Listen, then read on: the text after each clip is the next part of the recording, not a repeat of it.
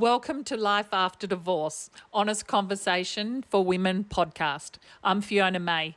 This podcast is for women navigating separation, divorce, or the rebuilding that comes after, especially if you're feeling uncertain, emotionally tied, or questioning who you are now. Divorce changes more than a relationship. It can change your confidence, your identity, and your sense of what the future holds, even when the direction was the right one. Here, we have honest, grounded conversations about what life after divorce really looks like, emotionally, practically, and personally. Some episodes are conversational between myself and my co-host, Sandra Lee. Others include inspiring women and trusted experts who understand this chapter of life deeply. This space isn't about fixing you because you're not broken. It's about support, clarity, and reminding you that you're not alone as you move forward. I'm so glad you're here. Let's jump in and start with today's episode. Today we have beautiful Manisha Buddha, who's here to share about how to budget when you've gone through separation and divorce and your financial settlement, or even navigating that still. How do we set things up so that we don't miss out and we can really plan not just for the now, but for the future as well? So welcome, Manisha. Relationship. Manisha, It can change your a little bit confidence, about your yourself. identity, You're not just and a your qualified sense financial of what the planner, but future you're also holds, even qualified when the accountant as well. direction was Yes. the right So my one. journey Here, began in we have finance. I've been in honest, finance industry for grounded about 26 years, conversations and then I've about been a what financial life after advisor divorce for really around looks 11, like, 12 years emotionally, now. So chartered practically, management and accountant, personally. CPA by background. Some episodes So I love are numbers. I'm a conversational geek. between My life myself and revolves my around numbers. co-host, Cash flow Sandra is one Lee. of the things that I really Others do a include deep dive inspiring on when women I'm and helping my trusted clients navigate experts this who journey. understand this Excellent. chapter And of Manisha's life been through deeply. divorce, so ladies, This she space knows isn't about fixing firsthand you what it's like because you're to not have broken. to It's get about that pen and support, pencil out and clarity, to hit the and numbers reminding and you see if we're that going to you're have any not money alone left at as the you end of the move week. forward. So I'm let's so talk glad you're budgeting, here. Manisha. Let's jump in Fantastic. Thank and you. start When with it comes to today's budgeting and episode. cash flow, I generally use the word cash flow because everything is a flow, money coming in, going out. Generally, clients find the word budget is like, oh my God, do I have to sit down? It is like, please do not ask me. This is not one of my goals. I really do not want to sit down and go through my past and go through all the history because it can be quite confronting. Once you go through all your bank statements and all that stuff, it can be quite confronting when you realize that potentially there was subscriptions you were paying for that you were not aware of. So it's a reality check. But ladies, one thing I can assure you for a fact is if you really want to financially rebuild yourself, you have to go through this process of working out what money is coming in. So we all know how much we're earning, you know what the inflows are, but the outflows is the game changer. Why? Because if you're in a surplus position in your cash flow, so imagine you're running a business. Imagine running your family finances as if you're running a business. You've got revenue coming in every month from your business, but you've got your costs going out. Whatever money you're left at the end of the day or at the end of the month, it's your profit. And then what you do with that profit is the building block towards creating your wealth over time, because that's what will help you fund your retirement income. So when it comes to cash flow, don't hesitate. Go through, pull out the last 12 months of bank statements. Give yourself that much time and space to be honest about your spending. There's no right or wrong. That's history. That's done. That's past. This is all about reflecting back on the history and what are you going to do different going forward. So take the time out, go through your cash flow, be very honest with all your expenses, and then work out a plan and a commitment as to how much you're going to save. So the common strategy I do with my clients is I don't get them to monitor their budgets of cash flow every month because it's quite boring, to be honest with you. You have better things to do in life. So what I say to them is when I meet them, we agree, we commit to an outcome. And the outcome is, so we know exactly what the potential is, whether they're breaking even or whether they have the potential to save $500 a month. The first thing I say to them, if you get paid fortnightly, set aside $250 a fortnight in your bank account. And this is just general. It's not advice. I'm just giving you an example. So first of all, you pay yourself first before you pay anybody else. So the $250 automatic direct debit goes into a do not touch account, and then you spend whatever comes out of your bank account. The next fortnight, again, the $250 goes out and it's saved. So that's called forced savings. You just have to assume the money is gone. but it's sitting in a do not touch account. You spend whatever is left. If there's no money left at the end of the month, well, that's a commitment you've made. So it's like going to the gym, okay? You cannot just go one day to the gym and expect this amazing optimal health body, whatever you're aiming for. Consistency is the key. We do expect don't get it. Yeah, I mean, I'd love to. And it's not like they're sitting there thinking, I don't have 250 cents Oh, yeah. at the end of the week. So, ladies, let's just work on percentages. So, if it's 10% you save or 20 you save, that's what you need to start thinking about, is that you will achieve amazing things if you start by just doing a little bit what accumulates and accumulates. And before you know it, you can master finances.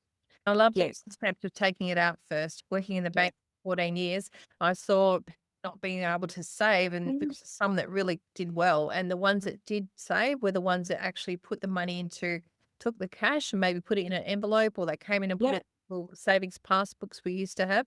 And taking that money out and putting it, if you say, I'm going to save what's left, there will never be anything left. So it's taking it out first and making sure you're actually allocating out what's right. Absolutely. Yeah. And being very clear on the goals. I use a lot of analogies in my conversation. I'm sorry. I use a lot of real life examples. So I say to them, look, it's like a seed, right? The day you plant the seed is not the day you eat the fruit. Though your forced savings is another seed you've saved for yourself that you're going to plant. You've planted it today. And then eventually, with consistency and time, all these seeds will pretty much fruit. And then when you're at retirement, because for me, I think that's my whole message and advocacy around this, that I want to catch my clients 20, 30 years prior to the event occurring, which is 65. If you're 45, 40, 50, whatever phase of life you're at, remember, we're not going to work forever. There will come a time when we potentially will not be able to work that long and all that stuff. So you have to always think about that trajectory and what can you do now today to make sure you can transition that trajectory as smoothly and as easily as possible. So this is where starting off with cash flow management becomes quite key. Yeah. What about having goals? Just something to work towards. I always found, especially when I was certainly going through on a weekly income and having an annual salary, it was about working out if I had a holiday to plan for, or if I had a car to save for, or if I had to, that made it a lot easier. Is that work better? Absolutely. So sit down and design your life. So chunk down your goals. What would you like to achieve in the next 12 months? And this is something that I do a lot with my clients, whereby I walk them into the future first. So I say to them, let's go into the future and then we'll work backwards. Walk me through, what does that future look like? If money was not an issue, what does that wholesome, happy life look like to you? Then we put a dollar value to it. So they would say, Manisha, I want to travel once a year. I want to go overseas. So fine, we put a budget for $10,000 towards that trip. I want to spend more time with my grandchildren. I want to be able to fund some of the extracurricular activities. So there's always financial and non-financial goals is what we capture. And then I reverse engineer and we come back to the present time and we say, okay, so if this is the starting position, what are your goals in the next 12 months? Yep, I want to save up for a car for my daughter, or I need to do some maintenance in the house, a refurb. I may need about $20,000, $30,000, because our mind works in really bizarre ways. It's like if you don't have these tangible goals written down or in front of you, you don't know what you're aiming at, what you're shooting at. Like you have this concept in your mind, but you don't have a targeted approach. So I would honestly encourage everybody to take a piece of paper and write down these goals, chunk them down and put a dollar value to it, because then that becomes your target. It's the front of mind and you know what you're aiming for. That gives you more incentive to get on top of your cash flow. One of the things that I really encourage women to do is become consciously aware of what they are spending. Yeah. Because it's the same as our healing. Until we actually become consciously aware of our thoughts, we aren't in control. We're running on autopilot. And that is exactly the same as our spending. When you look at things that you automatically do without even thinking about it, buying coffees, going to the pub, or buying drinks, cocktails, having entrees as well as main meal, or having sweets, these things all accumulate. And one thing I know when I had a lot of staff was that most people do not have $1,000 in their bank account that they can put their hand on immediately if they need it. And that, to me, is not a secure way to live. And responsible. Yeah. And so we really Mhm. want you to become consciously aware of what you're True. spending your money on, True. and then start to make some wiser decisions and delaying the gratification. So down the track, you are going to have a much bigger nest egg, because there is such things as where we get interest on top of interest, and we invest our money and we make better interest than just leaving it in the bank. So there's all these Yeah. strategies we can move to, but first we need to have some surplus money to do it with. Yes, you've absolutely addressed this quite well, the psychology of money. So I'm quite interested in how the psychology and money, because they go hand in hand, right? So every decision we make in life, I find it comes from an emotional space. Because whether you feel like having a particular drink, or you feel like going somewhere, or you feel like traveling, there's always this feeling around it. So essentially, that's what we're chasing. We're chasing this good feeling, this good emotion, but then it comes at a dollar value. So if you're aspiring for a particular lifestyle and a particular life and a particular outcome, then all that is getting driven by your emotions. Now, if you don't emotionally heal yourself, like the work both of you are doing in Women on Transition, and you're absolutely helping women unpack these emotions, it's both of them go hand in hand, because you can easily be really good on the financial well-being side, but if your emotions are not in check, it can come unraveling quite quickly. And I've seen that through a couple of my clients who've come through and all that stuff. So they literally, it's like the yin and the yang. They both go hand in hand. So if you're aspiring for that complete holistic life, balanced approach to life, then these two things are quite critical, addressing your emotions and then as well as the financial well-being side of things as well. Haven't we seen some really disturbing situations where women have got good settlements, and because they weren't consciously aware of what they were doing, and they were just going out there spending frivolously without thinking about it? Or letting someone else take responsibility for their money, Yeah. into not good investments, or getting scammed because they didn't know what they were going into either. They thought they were investing on an online platform, but they weren't educated, and they Yeah. weren't trusting their own intuition, and they weren't putting out themselves and taking self-responsibility. We've seen a lot of ladies lose their Hundreds and settlements. hundreds. Ladies, we can't afford to put ourselves in a situation. It's really emotionally and financially irresponsible not to have our finger on our pulse. We need to look after ourselves now. There's nobody who's going to care more about our money than we do. And so we really want you to take it seriously and look after yourself now so you can look after yourself in the future. Yes, absolutely. Wonderful. Manisha, what would be your parting tips to leave with our listeners today?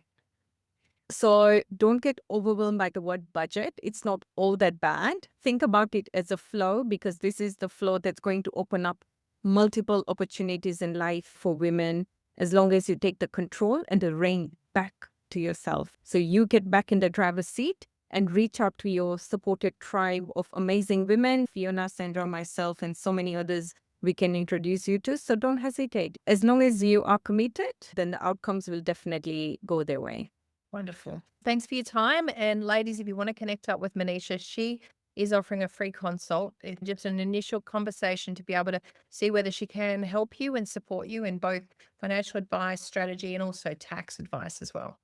So thank you for spending time with us today. I know conversations like this can sometimes stir up emotion. So if something resonated with you, just take a moment to be gentle with yourself. Life after divorce can often feel isolating, but you don't have to do this alone. So if you would like some extra support or connection or guidance, you can learn more about our coaching programs, our 3-day events, and our community at womenontransition.com. And if this episode was helpful, you're more than welcome to subscribe, share it with another woman who might need it, or leave us a positive review. It all helps to make more women be able to find our space. So until next time, remember, you're not broken. This chapter doesn't have to define you. It's simply part of your becoming. See you next time.